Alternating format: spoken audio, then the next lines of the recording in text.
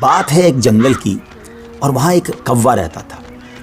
آپ جانتے ہیں نا، کوے کا رنگ بڑا کالا سیاہ ہوتا ہے، مگر وہ بڑا خوش تھا، بہت انجوائے کر رہا تھا لائف کو، طرح طرح کے کھانے کھاتا اور رات ہوتی تو کسی بھی خوشبودار درخت پر جا کر رات بسر کرتا، انجوائے کر رہا تھا اپنی لائف کو۔ اچانک اس کی نظر ایک سفید کبوتر پر پڑی۔ وہ سوچنے لگا کہ میں کالا اور یہ سفید، یہ کتنا خوبصورت ہے، کتنا اچھا لگ رہا ہے، مجھ سے زیادہ خوش تو یہ ہوگا۔ اب اسی خیال میں وہ پریشان رہنے لگا اور اسے رات کو نیند بھی نہ آئے۔ ایک دن وہ کبوتر کے پاس پہنچا اور کہا کہ تم کتنے خوش نصیب ہو، تمہارا رنگ سفید ہے اور میں تو کالا ہوں، تم سے زیادہ خوش تو کوئی نہیں ہوگا۔ کبوتر نے کہا پہلے میں بھی یہی سمجھتا تھا، لیکن جب میں نے طوطے کو دیکھا تو میں حیران ہو گیا کہ طوطے کے تو دو رنگ ہیں، میرے پاس تو ایک ہی رنگ تھا۔ تو طوطا زیادہ خوش نصیب ہے، وہ زیادہ خوش ہے، وہ زیادہ لائف کو انجوائے کر رہا ہے۔ اب کوا کبوتر کو چھوڑ کر طوطے کے پاس پہنچ گیا۔ کہا طوطے تم تو زیادہ انجوائے کرتے ہوگے، کتنے خوش ہوگے کہ تمہارے پاس تو دو رنگ ہیں جسم پر، تمہاری باڈی بہت خوبصورت لگتی ہوگی۔ تو طوطا کہتا ہے کہ پہلے تو میں لائف کو بڑا انجوائے کرتا تھا کہ واقعی میں بڑا رنگ برنگی ہوں، مگر جب میں نے مور کو دیکھا نا تو مور تو کئی سارے رنگ لیے ہوئے ہے، اتنا خوبصورت ہے کہ اس کو دیکھ کر مجھے لگا کہ میں تو کچھ بھی نہیں ہوں۔ اب کوا اڑتے اڑتے پہنچ گیا مور کے پاس۔ مور چڑیا گھر کے ایک پنجرے میں موجود تھا۔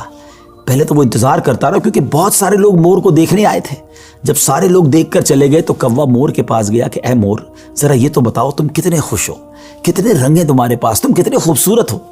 مور کہتا ہے پہلے تو میں یہی سمجھتا تھا کہ ہاں میں بہت خوبصورت ہوں، مگر پھر میں نے غور کیا کہ اسی خوبصورتی کی وجہ سے تو چڑیا گھر میں قید ہو گیا ہوں، روزانہ ہزاروں لوگ مجھے دیکھنے آتے ہیں مگر میں آزاد نہیں ہوں۔ اور پھر میں نے بڑا غور کیا کہ وہ کون سا پرندہ ہے جو چڑیا گھر میں قید نہیں ہے، تو مجھے سمجھ آئی کہ کوا ہی ایک پرندہ ایسا ہے جو چڑیا گھر میں قید نہیں ہوتا، اس کو کوئی قید نہیں کرتا۔ ناظرین، کوے نے جب یہ سنا تو اسے احساس ہوا کہ میں بھی اپنی جگہ پر واقعی خوش نصیب ہوں۔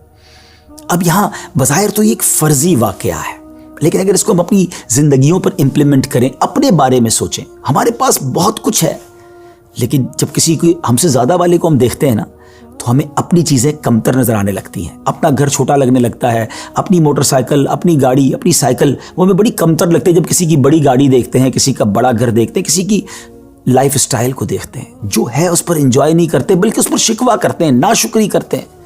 اس طرح زندگی نہیں گزرے گی۔ اگر آپ ہمیشہ اپنے سے آگے والوں کو دیکھتے رہیں گے تو آپ پریشان ہی رہیں گے۔ اگر آپ نے موازنہ کرنا ہی ہے، کمپیریزن کرنا ہی ہے، تو اپنے سے کمتر لوگوں کو دیکھیں نا۔